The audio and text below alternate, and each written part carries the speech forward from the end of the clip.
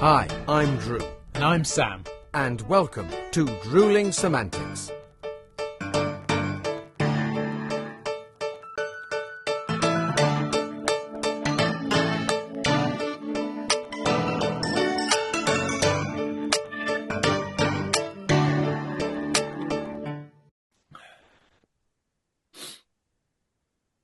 I'm there, mate. I am there. I'm just. Well, you're not there. You're there. I know. You're not I'm here. on my way. Oh, there we go. Where is it? What? That's not a Drewling Samantics mug. Oh no. Well, we haven't. Yes. Now you're in it, aren't you? Well, it's because I've had a nice pot of coffee going. You see, to keep us. It's going to be a busy morning, Sam. This is true, and a busy afternoon. So I made lots of coffee, and I haven't swapped over to the brand yet. I beg your pardon. I beg your pardon, people. I'll do that shortly. But I promise.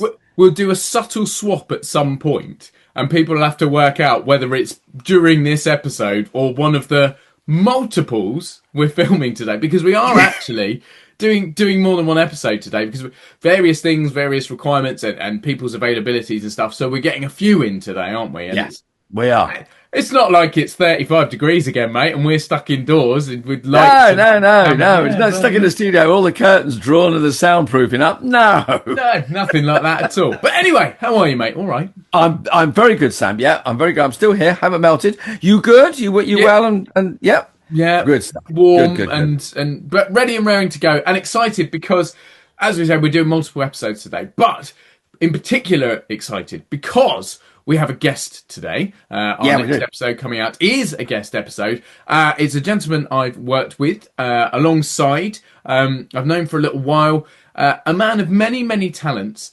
and I think versatility is definitely the word here, because he started one route, branched into something else, and now does a bit of everything. So I'm very much looking forward to chatting to him, finding out about that journey. I know little bits of it, but obviously going into it deeper. And actually, Drew, he's here already. He's ready and raring to go. So I say, why don't we just let him in, and we'll find out a lot more about him. Hit the button, Sam. Hitting the button. Ladies and gentlemen, please welcome the wonderful Mr. Sam Webber. And there he is, bright and early, joining us. Mr. Sam Webber is at the Drewling Samantics Podcast HQ. Well, you're not actually here, you're on our screens, but same sort of thing. Close enough, eh? Yeah, exactly. And can I say, mate, congratulations again, because when we worked together, you were about to get married, and now you're on the podcast, and you are married. It's like time has passed and things have happened. I know. It's not been very long, but it's been great. I will say, we were talking just before the record, because I referred to my partner, and you said you can use the word wife now. Yeah. And how weird that feels. And I sort of realised, actually, since that conversation, before this recording, that publicly I've actually always referred to her as long-term collaborator. Which we might get onto in a bit, but in terms of, because we both work together, we both work for lots of the same companies, and we both have our own company together. And so it's kind of basically like a minor in-joke on the internet. For people who know us, that's so funny. And then people who don't, they go, oh yes, interesting. Two creatives that seem to both make a lot of projects together. I mean, now it's official. You're now long-term collaborators with a contract. You've legally bound long-term collaborators. Yeah. Yeah. But anyway, ladies and gentlemen, we are joined by the fabulous Mr. Sam Webber, a colleague of mine. We worked together very recently on a tour, although in very different areas of it to begin with, although we did sort of swap roles at times. We'll explain all that in a bit. Drew, obviously, you haven't met Sam. Drew meets Sam. Both seasoned performers, seasoned experts in their fields. And you are indeed an expert, Mr. Webber, but rather than me trying to explain what you're an expert in, because you've had an interesting journey in this wonderful world of performance and entertainment, can you please tell our lovely listeners and viewers exactly what it is you do, and maybe sort of how you got to that point? Yeah, so it's a great question. You're very, very kindly calling me an expert. I don't think I would call myself an expert in any one thing. What's like jack of all trades, hoe of all hobbies. Have a go at everything. Why not? And try and get quite good at it. But then in every area that I work in, there's lots of people I look up to and admire, and I think they're the experts. They're amazing. They know so much. They can do so many things. I'm sort of just following along in their footprints, doing along. So just to actually answer your question, what those things are is, I guess, in rough order of how much I do them. I'm a technician, a lighting designer. I'm a facilitator, theatre facilitator, mainly for young people, but in other community groups as well. I'm a writer, a director, and then relatively recent venture, I'm a puppeteer and puppet maker as well. Oh, I'm a podcaster. Yeah. And I think those are the things I do. Oh, I'm going to call myself an actor as well. I haven't done it in a while, but I've met people who wrote books 6 years ago and they call themselves a writer. So I last acted about 4 years ago. I think I can call myself an actor. Yeah. I think that's a fair point. I mean, I know vegetarians who last ate meat a long time ago, so they became a vegetarian like 40, 50 years ago. Doesn't mean they haven't changed. They are still vegetarians. But I'm not sure why that was relevant. I thought in my head, a bizarre analogy, Sam. That was a bizarre analogy. I think that's an inverse analogy or something. But anyway, we'll take it. Either way. So yes, a man who has dabbled and.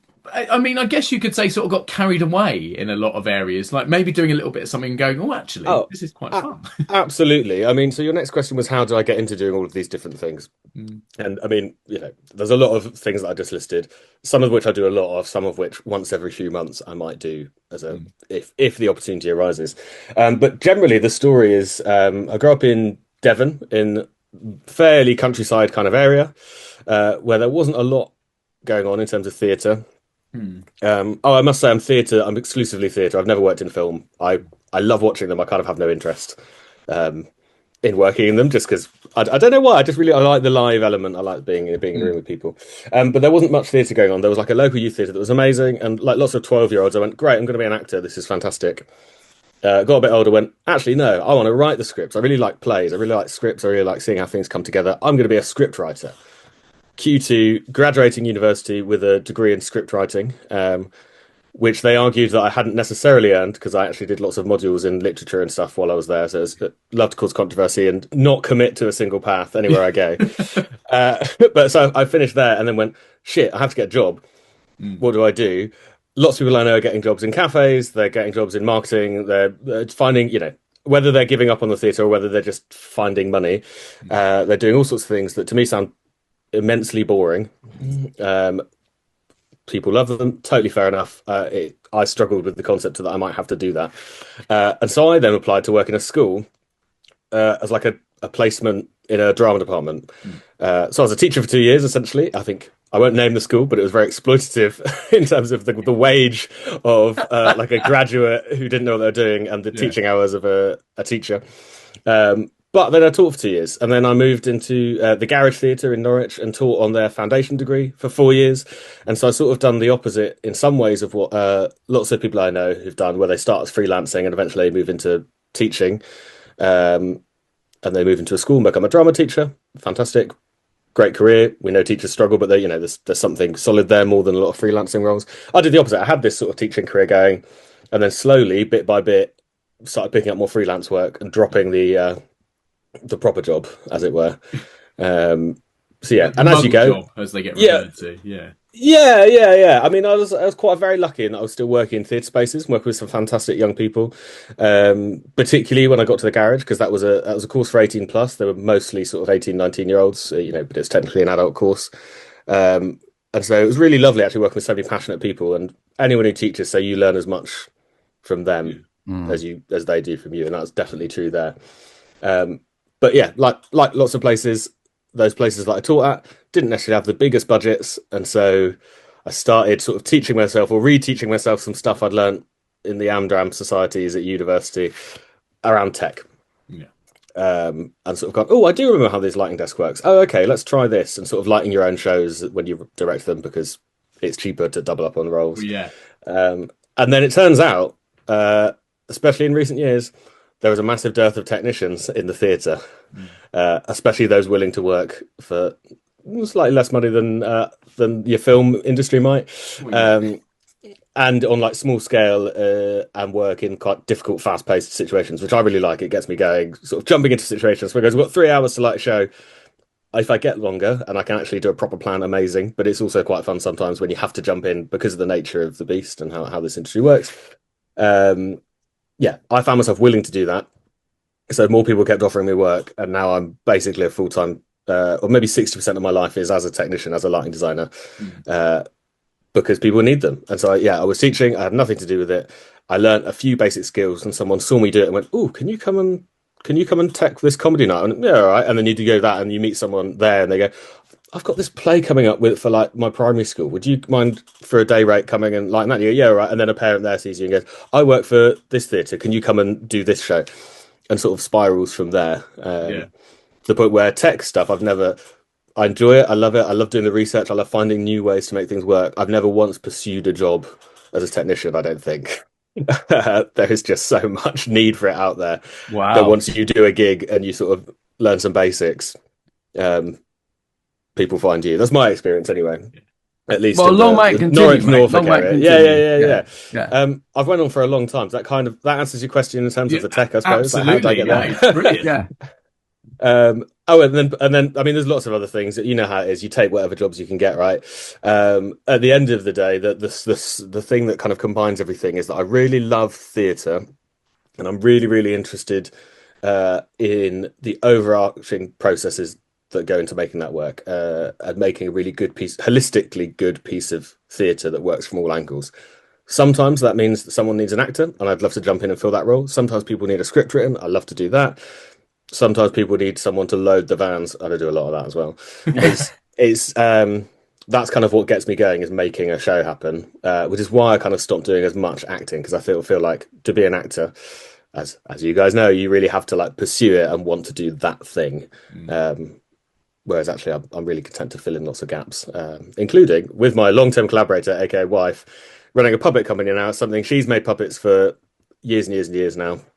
She's been involved with various puppet companies, puppet theatres, and that has drawn me into, over the years, made me more and more interested in that kind of family entertainment world and crafting of these beautiful objects. So that's how I got into that, was finding and then marrying the right person. Brilliant. I'm going to throw it back to you guys. I've talked for a very long time trying to sum up about 3 different careers that run concurrently. Going to take that, Sam, because we'll talk about you working with Mr. Dunning momentarily, because that kind of was a meeting of two worlds, if you like. But you run your own company, and I was because you talk about teaching and that and making theatre and that's where your company takes. You do a lot of work with children, and obviously the puppet work as well. Is that I can tell that is very important to you, something you really enjoy. Yeah, it's true, and it's interesting. Like all of us, I've got varied interests. I think some of the plays and the scripts that really stuck in my brain, that affected me when I was young and sort of have lived with me, have been really nasty stuff. Like, I read Shopping and Fucking when I was 16 in the college library and was like, oh my God, plays can do this. Mark Ravenhill, you're a genius. And I read everything he wrote, and then all these sort of 90s nasty plays. So it does feel a bit strange looking back that I've gone from there to going, okay, what would be the ideal play for 3-year-olds? But I think it's the link through for me is that they're all the same. They're about theatre which is of a high quality, which presents some actual danger. I think there's so much, particularly musical theatre, dare I say, not all of it, but quite a lot of it. So much musical theatre, so much mainstream cinema, which is all about happy, good times. And if there are threats or bad things, they're very superficial, and kind of the idea is only to make you feel good and provide a pure piece of entertainment, which is fine sometimes, but it's not the kind of thing I'm interested in. So the children's theatre, the reason I really care about it is because you can do that, and you can do things which we as adults might consider a bit scary or a bit dark, but actually kids can respond in you have like such a big responsibility to make, when you're both facilitating in the room doing teaching, or whether you're presenting a show for young people to watch. I think you've got such a responsibility to make it high quality, possibly more so than with adults. Adults can pick things apart and go, oh, that wasn't good, but that was okay, and this is fine. I've just spent a tenner of my time, and an hour of my time, and I can go see another play. For a kid, they're taking everything in, and they're they're seeing it all at once. They're very, very honest responders. So you have that responsibility to make it good, to make it dark and have actual stakes, and to try and find some kind of human truth on a level which I think often adult theatre you can get away with not necessarily having trying to go that deep. If what you're doing is more experimental or heady in some way. Yeah, as Sam knows, I write stuff for with my long-term collaborator, my wife Verona. Yeah. we got a little theatre company. We produce stuff, children's shows, and we always, because you look at it and say, well, you can't say that these days. You can't say that. You can. Okay, we don't have to say that, but we can scare them. We can give them a bit of jeopardy. There's nothing wrong with jeopardy. It's interesting because children, we underestimate children's minds, and we have a duty to treat those minds as they're small adults. They're processing things. They question things more than grown-ups. Grown-ups will sit there and go, "That's colourful. There's a big bang. Woo, clap." Kids go, "What's happening here? Why am I?"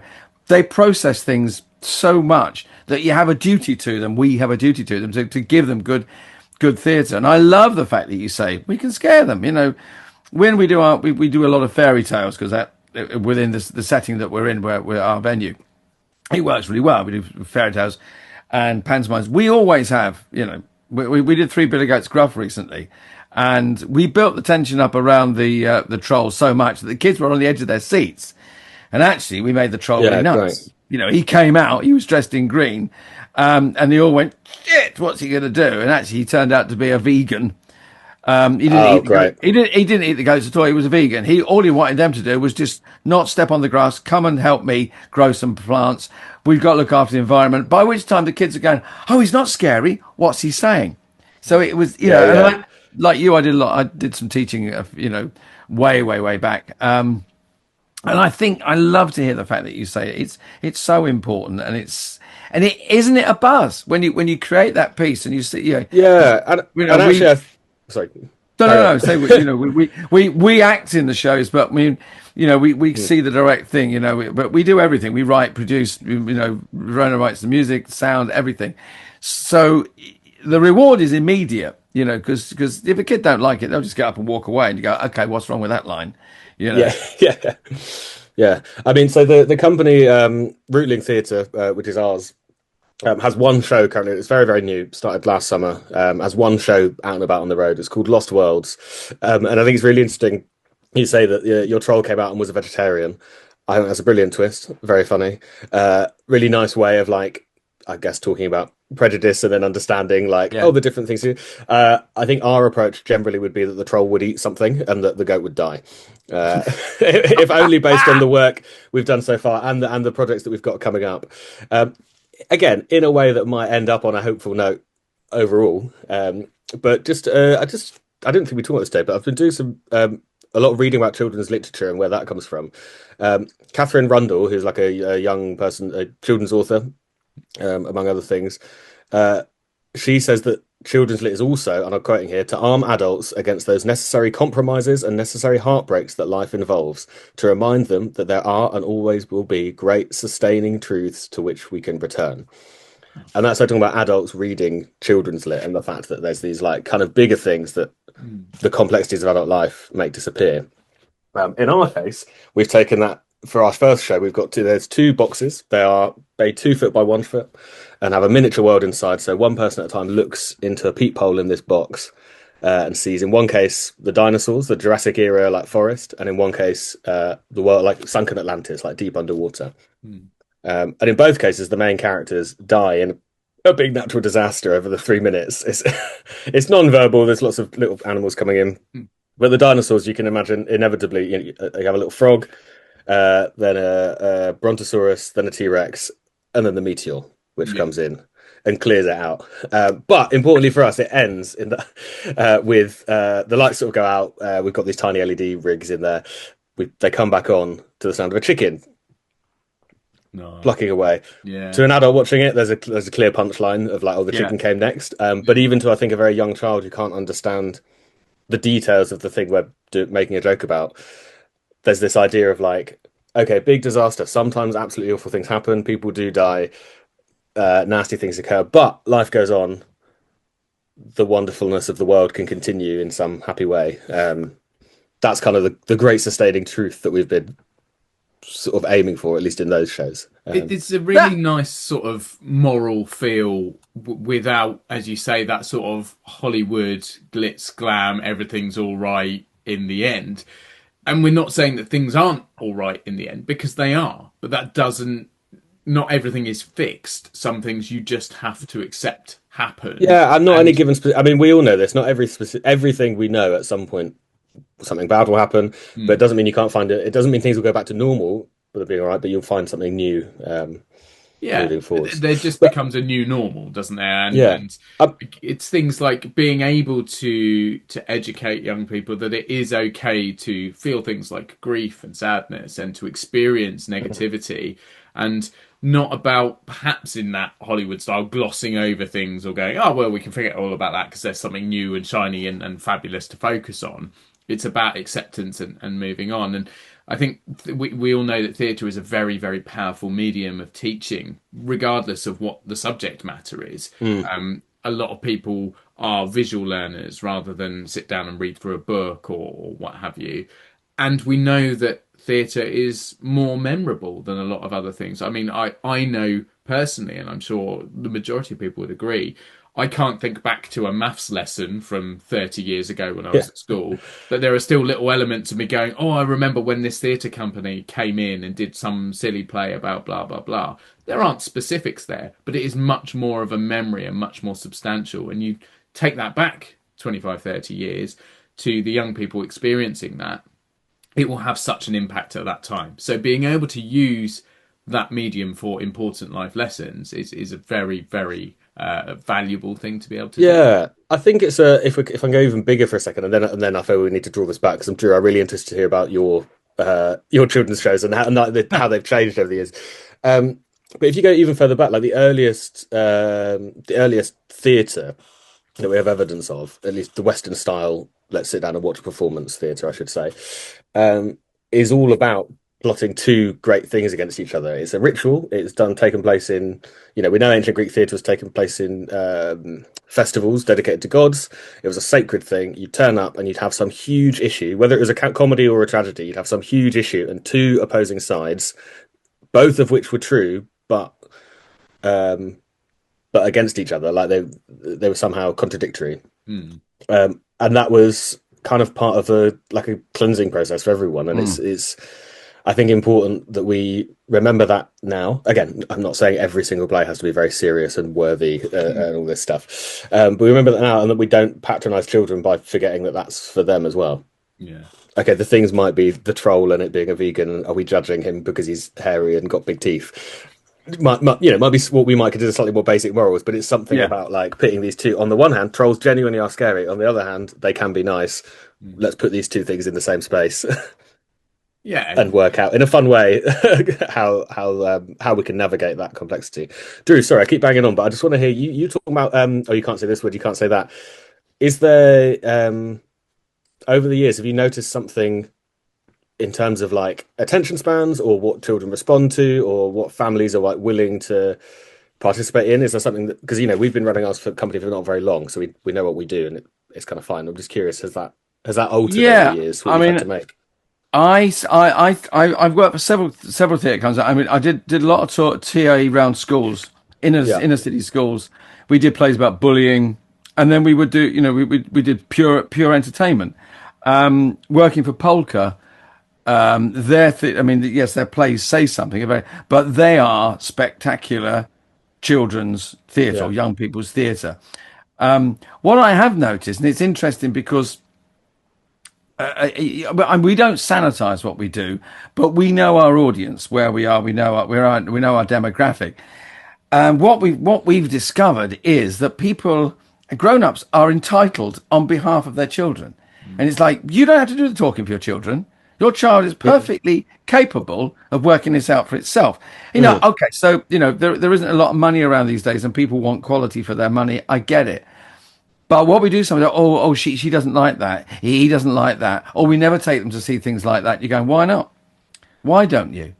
So we what we like to do is we will present the shows, but there is always it's got, but our production values are high, but we always sneak something in there. I mean, like we did Hansel and Gretel, and we always do it like, who knows the story? Who's in the story?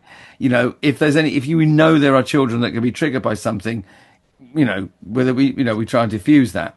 However, we always leave something in there. And and Verona plays a wonderful villainess. She played the witch in Hansel and Gretel, and we left it there. We're like, what are we going to do?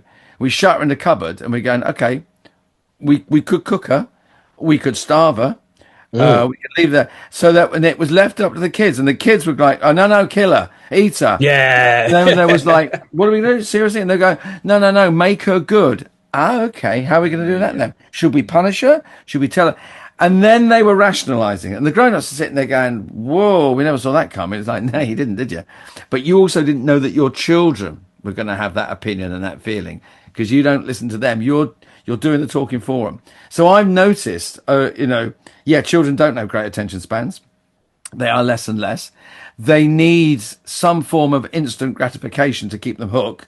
So they need a hook. I find we'll always open with a big hook. We always get them on board. They participate in some way. We give them things to do. We give them, they do sound effects. They wave things. They shout things. They in Hansel and Gretel, they were holding the breadcrumbs and the bread and, the stones and that. So that gets them in. They are then intrinsic to the story. And then we throw them a curveball. But you do have to kind of, I find, I don't pander to them, but you have to bear that in mind. There's a degree of kind of like, because the grown-ups, the grown-ups go, oh, I didn't think that was very good. You didn't. It's not aimed at you. It's aimed at 5-year-olds. Ask your 5-year-old. 5-year-old goes, that was brilliant. Right. You shut up. You're the grown-up. What did you like? And it's a very, the grown-ups' attention span has gone way out the window. Instagram, TikTok, WhatsApp, that's, it's all fucked it up. They have no attention span. I have no attention span as an adult now. I have to work in 45-minute, blocks and then have a rest for 15 minutes. Years ago, I could have worked for 5 hours non-stop. But the kids' attention span, you can buy that back. We can get that back. That's not gone. Sure. I was interesting. I mean, we've had our shows. The show we've currently got, like I say, on the road is 3 minutes long. So attention span for us isn't. Maybe we're part of the problem, but we have been told by adults that it's too scary, but never by the kids. It's exactly the thing you're saying. I'm speaking on behalf. They go, oh, that's a bit too scary for 4-year-olds. It's like, well, your 4-year-old watched it before you did and came up with a big grin on their face. Yeah. So kids' minds. Let's not speak on. They understand what's going on. The one thing I have found over the years, and it is that kids' imaginations are far darker and far more capable of handling things scary than we give them credit for, because we lose it as adults. We lose that sense of play. Kids play doctors and nurses and cutting each other's legs off, operations. They play war. Yeah. All that still happens. I've done quite a lot of like devising in primary schools. And inevitably, every single time, someone goes to prison, gets stabbed, gets pummeled into the ground or something, and it's just like, yeah, cool. I mean, if you can make, so long as you make the plot make sense and you're not just play fighting, you're doing drama, then totally allowed. But yeah, every single kid wants to do something horrible, which is, I think it's great. Far darker than we give them credit for. But I mean, if you can rationalise that, then let them have that, because then they're not going to be scared. They won't be frightened if you deal with it, and it's sometimes you find a kid that is troubled, but sometimes you find that way into them. I was going to say, I mean, a lot of the work I've done, which I probably won't talk too much about today, just because I can't talk too many specifics a lot of the time without naming schools or whatever. Sure. But but a lot of the work I've done is with what I call kids with extenuating circumstances or difficult circumstances in their lives, for whatever way that might mean, and actually a lot of the time you go, okay, if you want to pretend to beat the shit out of each other in a story where you've also written some dialogue either side, and then you're saying something about bullying or whatever you want to do, great, let's do that, because the other option seems to be using the exact same time to beat the shit out of each other for real when you're supposed to be doing maths. Exactly. Yeah. So take it away and let it come out. Yeah, exercise it, get rid of it, and know it's there. You can deal with it. And be able to put something in a constructive rather than a destructive way. Yeah. Even if what you're constructing is something the teachers might be a bit shocked at. It's like, no, they have made something though, and that's, I think, very important. They have, yes. There's a creative element to it rather than just existing to be a thing. But it's interesting to reference things like talking about bullying and other issues that children experience that perhaps aren't the same when you're an adult, because it links quite nicely to Reflex Theatre. So I toured with Reflex. Creative director Callan Durrant, who is a good friend of the podcast, he created these shows that we took out about drugs and alcohol and substance abuse and bullying and trust and sexual abuse and things like that. But it comes out quite nicely because that is how we met, Sam, obviously working for Reflex. Or are there elements of what Reflex do that sort of made you want to come on board because there are those sort of crossovers? Although you're mainly talking about sort of the slightly younger generations, Reflex is perhaps aimed more sort of at the teenagers maybe rather than the real young. But is that where the crossover sort of came in for you? Yeah, I think so. I mean, I'm just really trying to remember where I met Callan. It's one of those things we knew we can roughly guess when we met. Callan, as you say, the artistic director of Reflex Theatre. But we both live in Norwich and we both work in the arts scene. So somewhere along the way we bumped into each other. That, yeah. And then I think initially, so I'd done for Call Me John, which was the show that I met you on, Sam. We both worked on.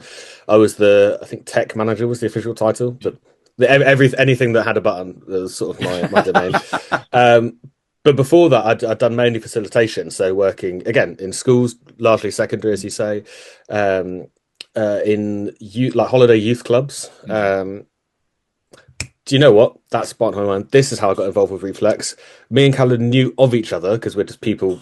As a small city, we kind of know who's around. And I was walking down the stairs at the public library. He was walking up the stairs, and he paused and went, "Sam," and I went, "Yes," and he went, "What are you doing October half term?" And I was like, I don't know. He's like, "Would you come and facilitate some workshops for me?" And so that's how Callan works. That's how he works, and we've been firm friends ever since. But yeah, so I actually started out in that facilitation mode. In that case, holiday clubs, but yeah, in other senses with Reflex, doing their I would call it their community work. I don't know if Callan would use a different phrase to describe it. But yeah, that kind of facilitation, going out, getting local people's ideas, taking them through creative exercises to share those. That's how I started. And then, like so many people along the way, he saw me pressing some buttons and went, "Do you know how? Oh, you know how buttons work as well? Great, cool. Come on board and do some tech." We can stick you up in that little office above the theatre and poking lights out a hole. Yeah, I think it all fits the same brief, which is like community led. I mean, even the shows, as I was tech manager, I'd still run around and do other bits. You were doing all sorts. The actors were helping with plug lights in as well. I think the whole ethos of that particular company is very community driven, whether that's the wider community or the Reflex, everyone who's working together within it.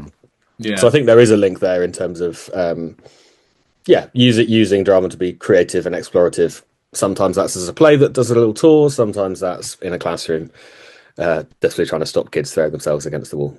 Yeah.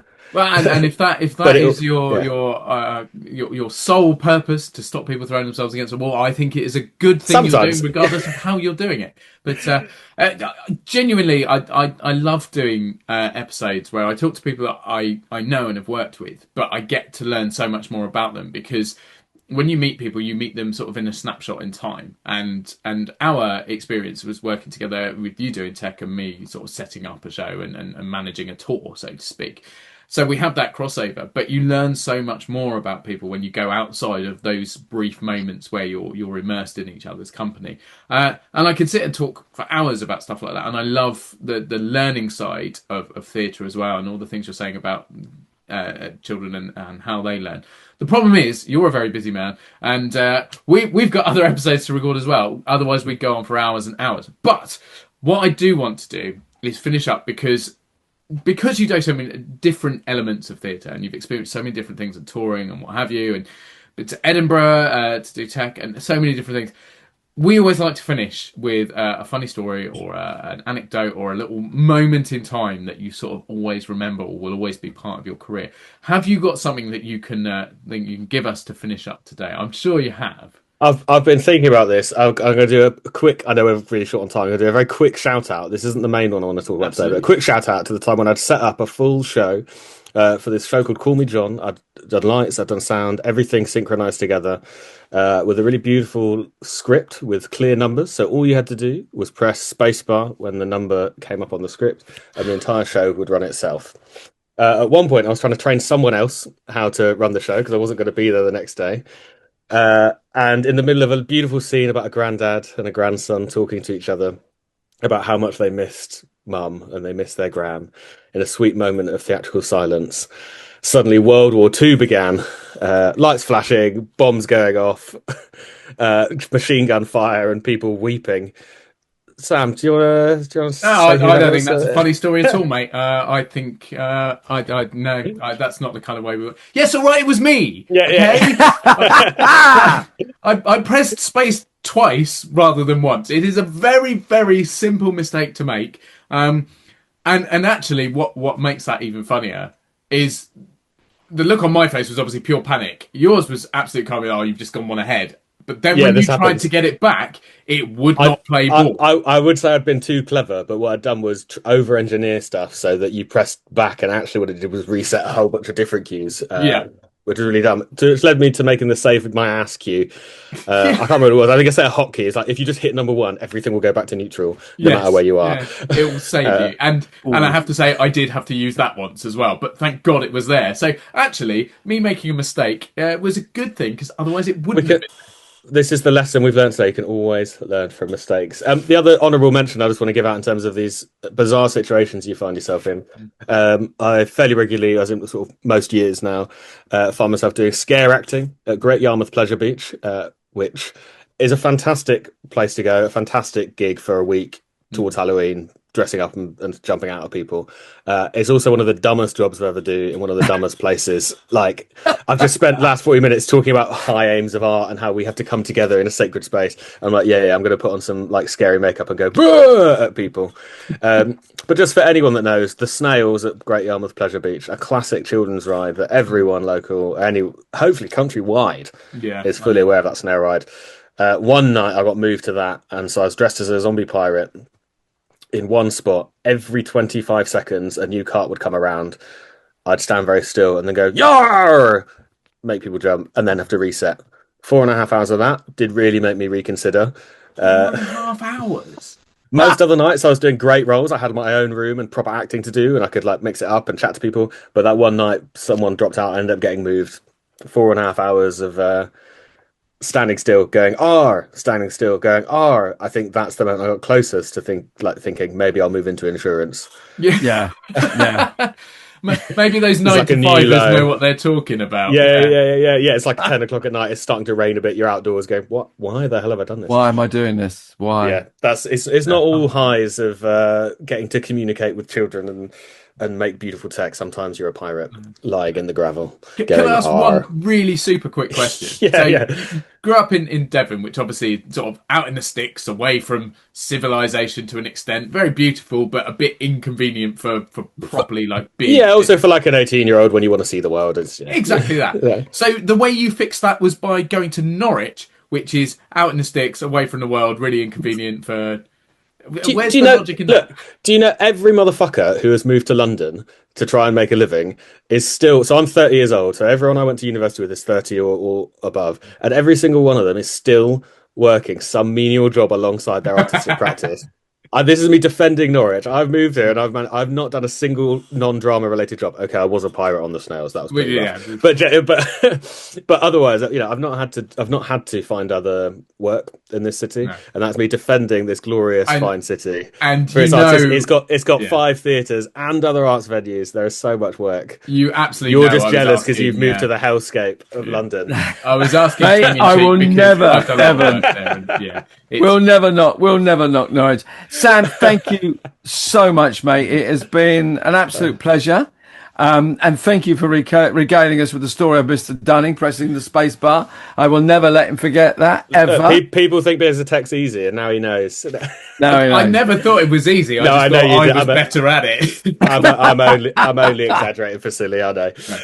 Bless you, mate. Brilliant. Yeah, no, it's been absolutely wonderful having you on. Thank you so much for joining us. And we've got about 30 seconds. Quickly plug your podcast, because we didn't even get to talk about Oh yeah, we it. didn't talk about that. Everyone, So I talked about I like plays. I like sort of the holistic view of things. So I have a playground. I have a podcast called Playground Podcast. Play space ground, and it's a book club for plays essentially. So every 2 weeks, me and my co-host, the writer Nancy Netherwood, read a new script, old or new, and dissect it like book club podcasts tend to do. It's the same format you might be familiar with. So go and check that out, everyone. Obviously, stay tuned to us as well. But listen to Sam's podcast as well, mate. It's been fabulous having you on. Thank you so much for joining us. Likewise, thank you. Enjoy the rest of your busy week. Take care, mate. Likewise. Cheers. Take care, Bye. mate. Bye. Lovely. I mean, what a brilliant take on work and went along a very different route to which we thought it was going to take. But what a fantastic take on children's theatre and that kind of work. Very interesting. I obviously built it up to you when I said, a friend of mine, Sam, who I've worked with recently, is going to come on the show.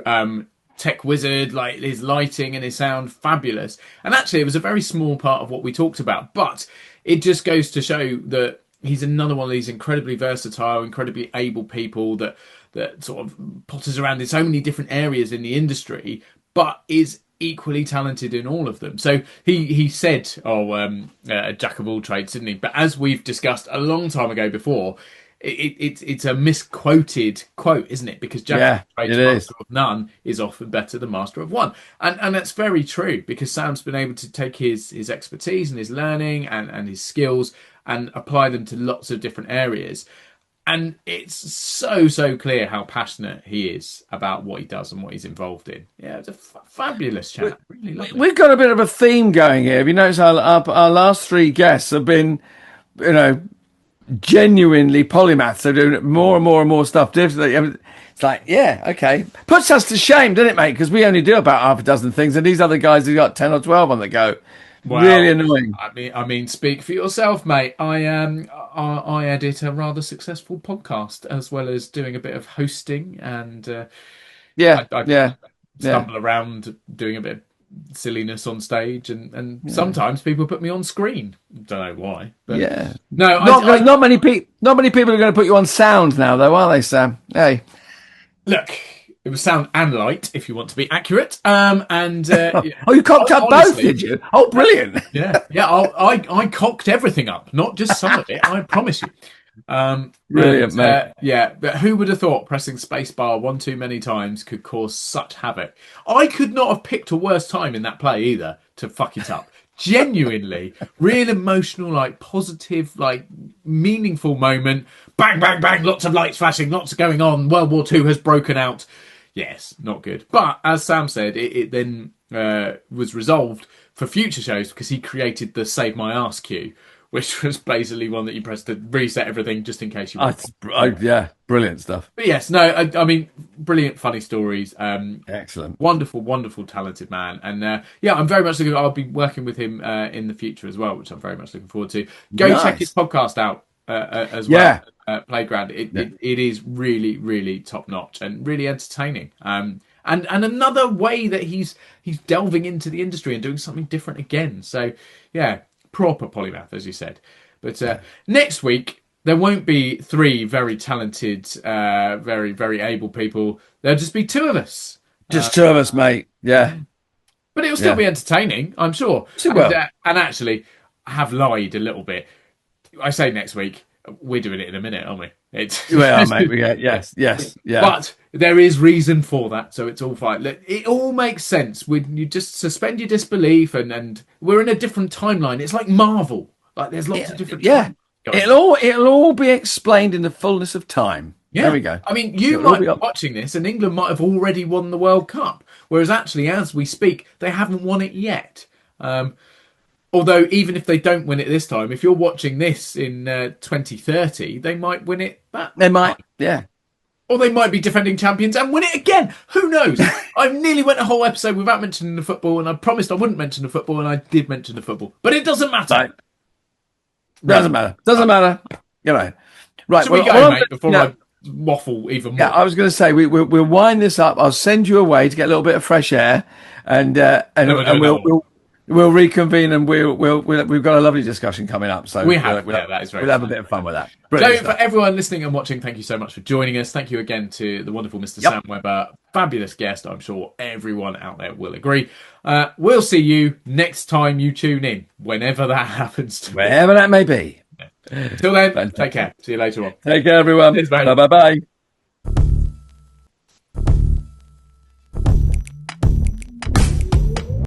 Thanks again for watching this episode of Drewling Samantics. Please make sure you subscribe to our channel and turn on notifications so you never miss a new video. Don't forget, we're also available as audio only. Just search Drewling Samantics in any good podcast app. And please support us on social media. All our links and handles are on screen now. We love welcoming new followers and subscribers, so why not share with your family and friends so they can join in too? Thanks very much. See you next time.